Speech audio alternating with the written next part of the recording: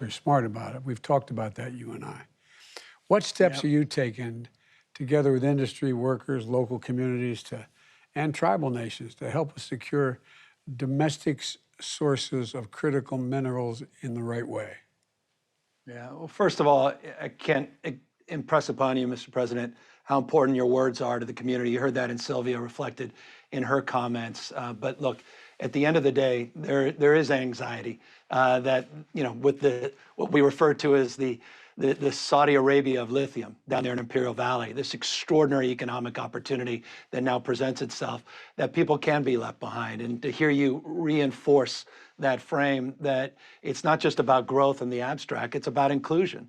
It's about reconciling the past and making sure that our values are front and center in our policy to accelerate into the future.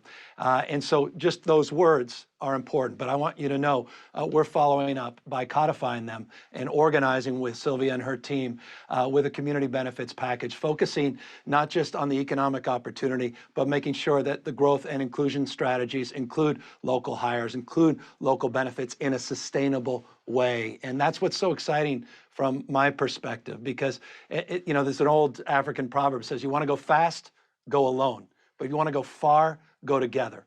And I think the opportunity to set this up where we can go deep in these conversations today, where we can accelerate those investments, presents itself anew. And you're giving us enormous amount of energy in this space with these new resources and a resourceful mindset, where we also can address the twin problem, which you began with, and that is national security.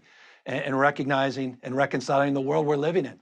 And what are the trend lines that define that world, and becoming more supply chain, less dependent, but more independent, and providing those domestic opportunities. And I'm very prideful, Mr. President. California is still the most dominant manufacturing state in America. 26% of your jobs, American jobs, came out of California in December, 26%.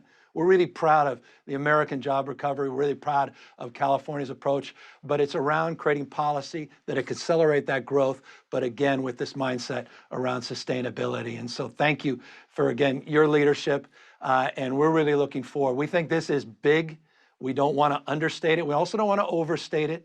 We're still doing a lot of the due diligence, but if it's as big as it appears to be, this is a game changer in terms of our efforts to transition to low carbon green growth and to radically change the way we produce and consume energy. And this is a hinge moment in the history that you're making, not just here today, but the work you've been doing the last year. Well, thanks, Gov.